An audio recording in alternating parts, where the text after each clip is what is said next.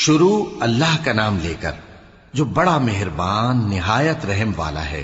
کاف ہا یا عین صاد، یہ تمہارے پروردگار کی مہربانی کا بیان ہے جو اس نے اپنے بندے زکریا پر کی تھی، جب انہوں نے اپنے پروردگار کو دبی آواز سے پکارا اور کہا کہ اے میرے پروردگار، میری ہڈیاں بڑھاپے کے سبب کمزور ہو گئی ہیں اور سر سفید بالوں کی وجہ سے چمکنے لگا ہے، اور اے میرے پروردگار، میں تجھ سے مانگ کر کبھی محروم نہیں رہا، اور میں اپنے بعد اپنے بھائی بندوں سے ڈرتا ہوں، اور میری بیوی بانجھ ہے، پھر بھی مجھے اپنے پاس سے ایک وارث عطا فرما جو میری اور اولاد یعقوب کی میراث کا مالک ہو، اور اے میرے پروردگار اس کو خوش اخلاق بنائیو۔ فرمایا اے زکریا، ہم تم کو ایک لڑکے کی بشارت دیتے ہیں جس کا نام یحییٰ ہوگا، اس سے پہلے ہم نے اس نام کا کوئی شخص پیدا نہیں کیا۔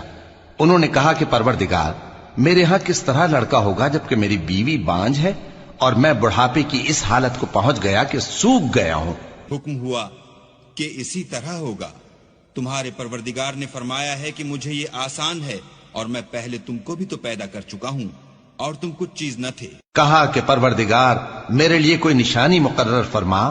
فرمایا نشانی یہ ہے کہ تم صحیح و سالم ہوتے ہوئے 3 رات دن لوگوں سے بات نہ کر سکو۔ پھر وہ عبادت کے حجرے سے نکل کر اپنی قوم کے پاس آئے تو ان سے اشارے سے کہا کہ صبح و شام تسبیح کرتے رہو۔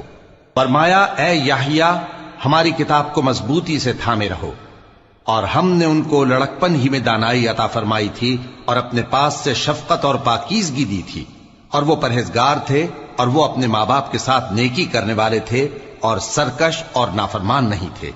اور جس دن وہ پیدا ہوئے اور جس دن وفات پائیں گے اور جس دن زندہ کر کے اٹھائے جائیں گے ان پر سلام ہے۔ اور کتاب یعنی قرآن میں مریم کا بھی تذکرہ کرو، جب وہ اپنے لوگوں سے الگ ہو کر مکان کے مشرقی حصے میں چلی گئیں، پھر انہوں نے ان کی طرف سے پردہ کر لیا تو ہم نے ان کی طرف اپنا فرشتہ بھیجا، سو وہ ان کے سامنے ایک خوبصورت مرد کی صورت میں آیا۔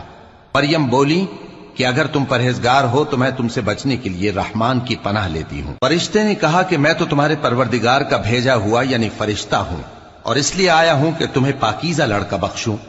مریم نے کہا کہ میرے ہاں لڑکا کیوں کر ہوگا جبکہ مجھے کسی مرد نے بطور شوہر چھوا تک نہیں اور میں بدکار بھی نہیں۔ فرشتے نے کہا کہ یوں ہی ہوگا، تمہارے پروردگار نے فرمایا کہ یہ مجھے آسان ہے اور میں اسے اسی طریق پر پیدا کروں گا تاکہ اس کو ہم لوگوں کے لیے اپنی طرف سے نشانی اور ذریعہ رحمت بنائیں، اور یہ کام مقرر ہو چکا ہے۔ چنانچہ وہ اس بچے کے ساتھ حاملہ ہو گئیں اور اسے لے کر ایک دور جگہ چلی گئیں۔ پھر درد ذہ ان کو کھجور کے تنے کی طرف لے آیا، کہنے لگیں کہ کاش میں اس سے پہلے مر چکتی اور بھولی بسری ہو گئی ہوتی۔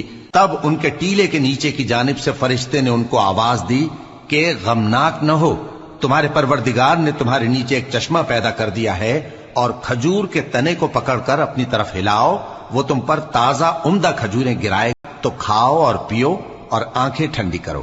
اگر تم کسی آدمی کو دیکھو تو کہنا کہ میں نے اللہ کے لیے روزے کی منت مانی، تو آج میں کسی آدمی سے ہرگز کلام نہیں کروں گی۔ پھر وہ اس بچے کو اٹھا کر اپنی برادری والوں کے پاس لے آئیں۔ وہ کہنے لگے کہ مریم یہ تو نے برا کام کیا، اے ہارون کی بہن، نہ تو تیرا باپ ہی برا آدمی تھا اور نہ تیری ماں ہی بدکار تھی۔ تو مریم نے اس بچے کی طرف اشارہ کیا۔ وہ بولے کہ ہم اس سے کہ گود کا بچہ ہے کیسے بات کریں؟ بچے نے کہا کہ میں اللہ کا بندہ ہوں، اس نے مجھے کتاب دی ہے اور نبی بنایا ہے،